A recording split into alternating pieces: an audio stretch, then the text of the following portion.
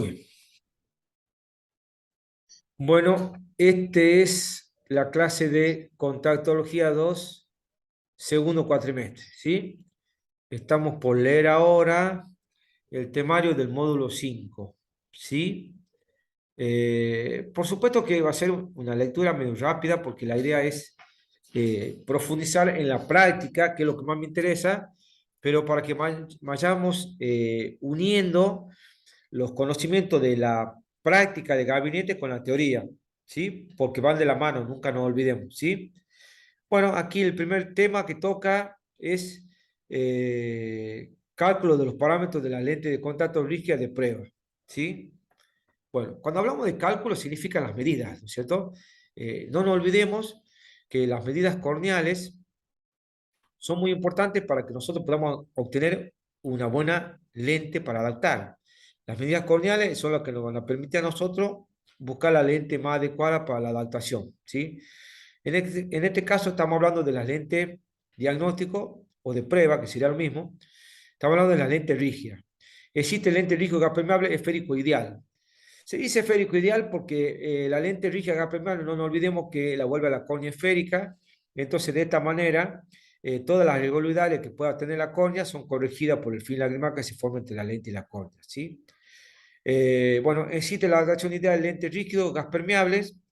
Gas permeable ya saben por qué, porque deja pasar oxígeno y ese oxígeno es importante para la nutrición del epitelio corneal.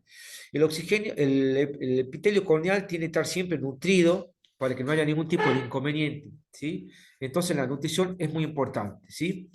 Eh, Dice, aunque un único diseño de lente de contacto gas permeable no se comporta adecuadamente en todos los pacientes debido a las diferentes características oculares de cada individuo. Por consiguiente, se debe diseñar lentes rígidas con determinados parámetros, tomando como pauta los distintos estudios clínicos e investigaciones, ¿sí? Realizadas para obtener una adecuada relación entre córnea, lente y párpado, ¿sí? Para obtener y comprobar una adecuada relación entre córnea, lente, párpado es necesario utilizar una lente de prueba, el cual se debe practicar a todas las pruebas clínicas. Es muy entendible, o sea, yo cuando tomo las medidas corneales, yo le voy a adaptar la lente de contacto que me dice de acuerdo a las medidas corneales tomadas, ¿sí? Pero no significa que la medida corneal que yo he tomado, le doy un ejemplo, póngale que yo tome 760, por darle un ejemplo.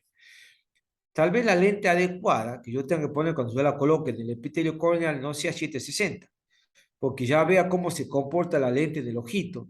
¿Por qué? Porque la lente cuando está en el ojito se forma un film lagrimal entre la lente y la córnea, entonces eso hace que la lente pueda tener distinto tipo de movilidad. No nos olvidemos que la lente de contacto para que esté bien adaptada tiene que tener movilidad en la córnea, pero una movilidad tranquila, no una movilidad rápida y exagerada, porque la lente perdería el centro óptico, ¿sí? No nos olvidemos que la lente de contacto rígida gas permeable no tiene que salir de la córnea, o sea, se puede mover dentro de la córnea, ¿sí? O por ahí bajar un poquitito de la córnea, pero nunca tiene que eh, salir de la córnea, porque no nos olvidemos que la función justamente está en la córnea, en corregir la deformación corneal de la lente rígida gas permeable, ¿sí? Un paciente altamente motivado tendrá más opciones de alcanzar el éxito porque esta clase de lente es ligeramente menos tolerada al inicio de la adaptación. Pacientes con prescripciones moderadas a altas están más motivados que aquellos con bajas prescripciones. Como regla general, pacientes que requieren corrección del astigmatismo son buenos candidatos para lentes rígidas gas permeable porque la calidad de visión que puede alcanzar es superior a la de las lentes blandas. Se debe tener cierta consideración en el astigmatismo corneal por el descentramiento del lente. La lente rígida gas permeable la vuelve a la córnea esférica, por tal motivo corrige todo el astigmatismo existente en la córnea. Con esto no podemos decir que los pacientes siempre podrán ver hasta la última línea del cartel de octotipo, debido a que el problema de visión no solamente puede ser corneal. Bien, a ver, a- eh, tomando de referencia este tema, es lo que yo siempre hablo con usted en las clases de gabinete y le explico en la práctica. Cuando yo adapto una lente de contacto, Yo para saber que esa persona ve más o ve menos con la lente de contacto, yo llevo la ficha, el control de lo que la persona va viendo. No nos olvidemos que nosotros primero hacemos una corrección aérea, que sería sin ningún tipo de corrección, ¿sí? ¿Sí? Sin nada. Después hacemos una corrección con provines, que es con el aumento que da el doctor, ¿sí? Y después hacemos la corrección definitivamente al último con la lente que nosotros hemos adaptado, ¿sí? Pero ¿qué sucede si cuando yo le hago la agudeza visual, ¿sí? Le hago el control con el cartel de otro tipo, con la lente que yo creo que es la lente adecuada para esta persona no me ve todas las letras, ¿sí? Entonces puede suceder dos motivos. En primer lugar, puede ser que esa persona no alcance a ver más de lo que está viendo con la lente de contacto, ¿sí? Y en segundo lugar, puede ser que la lente esté mal adaptada. ¿Estamos de acuerdo? ¿Por qué dice aquí que se debe tener cierta consideración en los astigmatismos corneales por el descentramiento del lente? La lente rígida gas permeable la vuelve a la córnea esférica, por tal motivo corrige todo el astigmatismo existente en la córnea. Con esto no podemos decir que los pacientes siempre podrán ver hasta la última línea del cartel octotipo, debido a que el problema de visión no solamente puede ser por la córnea. No nos olvidemos, ¿sí? Que uno de los tipos de vicio de refracción, uno de los más clásicos es la parte corneal. Pero si nosotros tenemos que el ojito es más largo del normal, ¿sí? O si tenemos que los índices de refracción de los distintos medios refringentes son distintos, ¿sí? También puede suceder que no encontremos la agudeza visual total, porque nosotros estamos haciendo una corrección en la zona corneal, ¿sí? Entonces, ¿cómo nosotros comprobamos eso? Es muy sencillo. Nosotros tenemos dos elementos en el gabinete, en la caja de provines, ¿sí? Donde tenemos uno que es un oclusor, ¿sí? Y el otro que es un anillo estenopeico, ¿sí? Cuando yo quiero ver la agudeza visual de cada ojo, yo tengo que, una vez, estamos hablando de cuando ya hemos encontrado la lente adecuada y creemos que es la lente definitiva, post a pedir a fábrica, ¿sí? Entonces, nosotros, ¿cómo tenemos que asegurarnos de que la corrección ha sido hecha totalmente? Nosotros tapamos con el oclusor uno de los ojitos y en el otro ojito colocamos el anillo estenopeico con la lente colocada que nosotros hemos encontrado que es la lente mejor adecuada. Pero esa persona con esa lente me ve 8 décimas. Si yo coloco el anillo estenopeico y veo que con el anillo estenopeico esa persona me ve más de 8 décimas, me ve 10 décimas, que sería lo correcto, que vea hasta el último renglón, ¿sí? Estamos ya sabiendo de antemano que tenemos que buscar una modificación o en la graduación o en la lente adaptada, ¿sí? Porque ya hemos descubierto que esa persona no alcanza a ver lo que puede ver ese ojito. Ahora, ¿qué sucede si yo coloco el oclusor y coloco el anillo estenopeico y la persona no supera las 8 décimas? En ese caso, ya estamos hablando de una persona que más de eso no lo vamos a poder hacer ver con la lente de contacto. Quiere decir que la adaptación que hemos hecho es la adecuada, o sea, la lente que tenemos es la adecuada, y que la persona no puede ver más porque ya influyen otros factores que hacen que ese ojito no vea más que eso, ¿sí? Entonces, nosotros tenemos la posibilidad de determinar si esa persona encontró su máximo de agudeza visual, ¿sí? Si nosotros nos damos cuenta que se la puede corregir, mejora esa visión, tenemos que trabajar cambiando las curvaturas de la lente o cambiando la grabación. No nos olvidemos que nosotros cuando cambiamos las curvaturas de la lente, a la lente la vamos a hacer o más ajustada o más floja, ¿sí? No tenemos que perder el hilo ese, que siempre la lente tiene que estar bien centrada y con una buena movilidad. ¿Estamos de acuerdo? Entonces, muchas veces por ahí, cuando nosotros cambiamos de curvatura de la lente para adaptar la córnea, nos podemos presentar con ese caso. Pero lo ideal es hacerlo con tranquilidad y buscar otro tipo de curvaturas o otro tipo de diámetros. Y al cambiar curvatura y al cambiar el diámetro, seguro que cambia el aumento. ¿Sí? Por supuesto que eso tenemos que tratar de hacerlo al paciente en otra prueba, ¿no? Una vez que nos está el paciente, le hemos hecho ya un par de pruebas y ese mismo día hemos descubierto que esa lente no es la adecuada porque puede ver un poco más, ya lo citamos para otra prueba, para evitar también el cansancio, porque es importante que el paciente te a gusto en la prueba y es normal que la saturación de tocarle tanto los ojos le pueda molestar, ¿sí? No sé si está claro ese tema, ese puntito ahí, ¿sí? ¿Lo entienden? Bien, Sí, profe. Sí, profe. perfecto. Entonces, la selección de lente de prueba incluye una determinación tentativa de los parámetros apropiados, ¿sí? Y la característica de la lente. Por supuesto, nosotros las medidas corneales que tomamos de la zona óptica posterior, comúnmente llamada curva base, como dice aquí el apunte, que se la mide, no nos olvidemos que la medida de la curvatura, hay aparatos que nos dan las medidas en dioptrías y nosotros tenemos la tabla para convertir en milímetros, ¿sí? O hay elementos que nos dan en milímetros y en dioptrías, como es el caso del oftalmómetro, ¿sí? Que nos brinda las dos posibilidades, no en el caso del queratómetro, que nos brinda en un solo caso, ¿sí? Bien, entonces, ¿qué pasa? Esa zona óptica posterior que yo ya tengo tomada para buscar la curva base de la lente de contacto, no, casi nunca, le digo yo, con la experiencia que yo tengo, casi nunca va a ser exactamente la medida que me dice los termómetros o el queratómetro. O sea, el queratómetro y los termómetros me dan un punto de referencia para que yo empiece a hacer pruebas con las curvaturas que yo tenga en mi caja de prueba lo más próximo a esa y de ahí encontrar la lente adecuada. A eso se refiere acá cuando el apunte dice la selección de la lente prueba incluye una determinación tentativa de los apropiados parámetros, o sea que no es seguro, ¿sí? Es lo más próximo y que eso nosotros nos damos cuenta con la prueba cuando el paciente la tiene puesta la lente de contacto, ¿sí?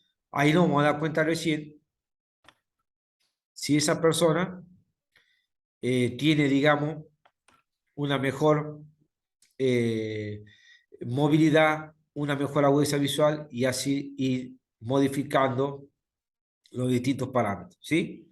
Se va entendiendo, ¿no es cierto? Bien. Sí, profe.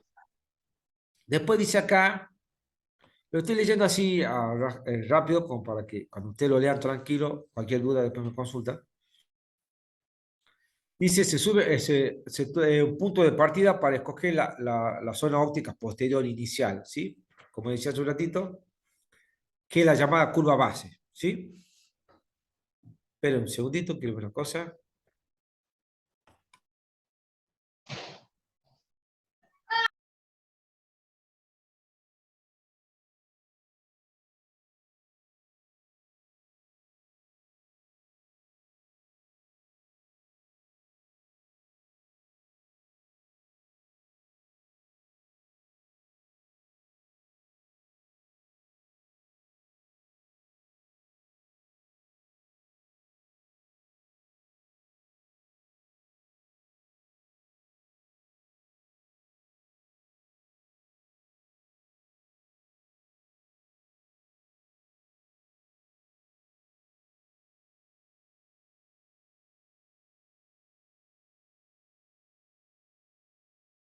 Bien, perfecto.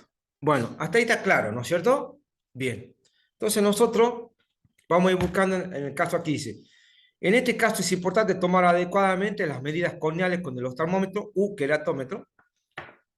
Recordemos que cuando adaptamos las lentes blandas o blandas tóricas, a las medidas corneales tomadas a 0 grados y a 90 grados, usamos el meridiano más ajustado y le sumamos 1 milímetro debido a que estas lentes son de diámetro mayor a la córnea.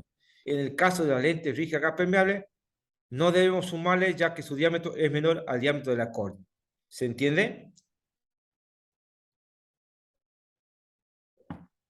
¿Se entiende ese punto, no es cierto? ¿Sí? Sí, Bien. sí. Para sintetizar, es fácil. La lente de contacto rígida gas permeable va dentro de la córnea y la lente blanda o blanda tórica supera la córnea. ¿Sí? Nunca nos olvidemos del diámetro de la córnea. ¿Cuál es el diámetro de la córnea? ¿Se acuerdan? ¿Mm? ¿Se acuerdan del diámetro de la córnea? ¿Cuál es? ¿Sí? Puede ser 10 y medio, 11. ¿Sí? 11. ¿Estamos de acuerdo? Entonces, la lente que nosotros usamos, diámetros como el caso de la lente blanda tórica, vienen diámetros hasta 14, 13, ¿sí? Entonces superan el limbo esclerocorneal. ¿Por qué no es bueno que el bisel de la lente toque el limbo esclerocorneal? No es bueno porque ahí hay vasos que nutren el epitelio corneal y eso puede producir alguna lesión, ¿sí? Entonces, por consiguiente, no es adecuado, ¿sí? ¿Estamos de acuerdo? Bien. Después vamos acá a ver que dice, bueno, diámetro total de los lentes de prueba se determina generalmente midiendo el diámetro horizontal del iris visible, ¿sí? Eso pues, se puede hacer con una regla de milimétricas, ¿sí? El espesor central igual, ¿sí? El poder de vértice posterior, ¿sí? Que es la distancia al vértice, ¿estamos? De las lentes de contacto. Generalmente los lentes positivos tienen un espesor central mayor que los lentes negativos, ¿sí? Siempre relaciónenlo con un lente de un anteojo. Es casi lo mismo, ¿sí? Con la única diferencia que por supuesto es más pequeño y tiene otro tipo de confecciones, ¿sí? Y de fabricación, ¿sí? Pero en síntesis, cuando ustedes la tocan o la manipulan a la lente, se van a dar cuenta que sucede prácticamente lo mismo, ¿sí? El contenido de agua para las lentes de contacto blandas, el poder de vértice posterior de las lentes y la modalidad de uso deseada influirán en cómo se alcanzará a aproximar o aproximará a los requerimientos oculares de oxígeno. El contenido de agua es un factor esencial en tales deliberaciones. ¿A qué se refiere esto? Ustedes a la lente de contacto blando, cuando ustedes la piden a fábrica, ¿sí? Ustedes la pueden pedir del nivel de contenido acuoso que tenga la lente, ¿sí? O sea, ustedes le pueden decir al fabricante, que cada fabricante tiene sus parámetros, le pueden decir, yo quiero una cierta cantidad de contenido acuoso porque esta persona es una persona que por sus actividades que tiene, no tiene mucho tiempo para lubricarse, ¿sí? Entonces, no puede usar una lente rígida de gas permeable porque no la tolera, la única lente que tolera es una lente blanda, entonces hago que tenga una lente de mayor contenido acuoso. Cada laboratorio fabrica lentes de distinto contenido acuoso, ¿sí? Eso se da siempre en la información que el fabricante nos proporciona para que nosotros podamos pedir la lente y para que podamos adaptar. Es como cuando el fabricante nos proporciona las curvaturas, los diámetros, ¿sí? O sea que en ese aspecto, todos vamos a tener todo informado de lo que sucede, ¿sí? Bueno, el diseño de la lente, el lenticular multicurvo, forma de la superficie, etc.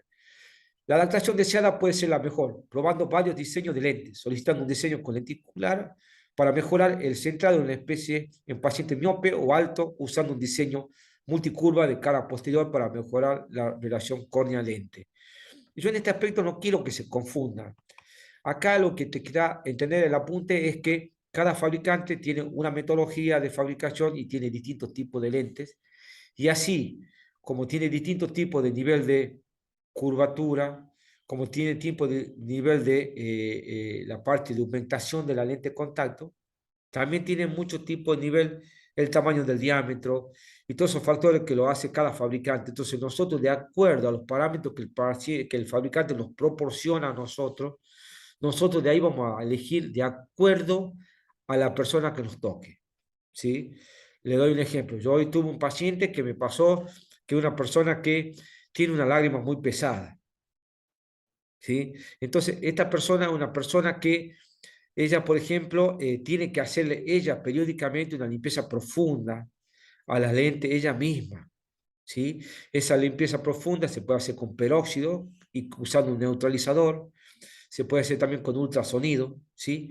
Pero a lo que yo apunto es que, para darle a entender que con cada paciente nosotros vamos a tener un requerimiento distinto, ¿sí? Donde nosotros lo vamos a tener que asesorar por el laboratorio que nos proporciona la lente, cuál sería la lente más adecuada, ¿sí? Es como la lente de gas permeable, ¿sí? Que también pasa lo mismo. Por eso el material de la lente es muy importante saber la transmisibilidad de oxígeno que tiene la lente, que se llama DK. Es la propiedad más importante de la lente a ser prescrito. Idealmente la lente de prueba pueden ser el mismo material o no, pero eso no nos quita a nosotros que hagamos una buena elección con la curvatura adecuada, porque nosotros, cuando nosotros pedimos la lente a fábrica, la pedimos de las mismas curvaturas que hemos adaptado, pero lo pedimos con los parámetros adecuados de acuerdo al paciente. ¿Sí? O sea, con mayor de K, con menor de K, puede ser con un alto índice para que sea más ultra delgada, ¿sí? Entonces, a lo que yo apunto es que nosotros vamos a ir perfeccionando el pedido a medida que vaya sucediendo los distintos pasos con el paciente y a medida que vayamos conociendo con las pruebas cuál lente es la que mejor le sienta a la persona para que no tenga ningún tipo de inconveniente, ¿sí? ¿Estamos de acuerdo? Eso es más o menos, es para que tengan un paneo general de lo que trata de informar el apunte, ¿no es cierto? Que es lo que nos trata de decir, ¿sí? Bien. Ahora ya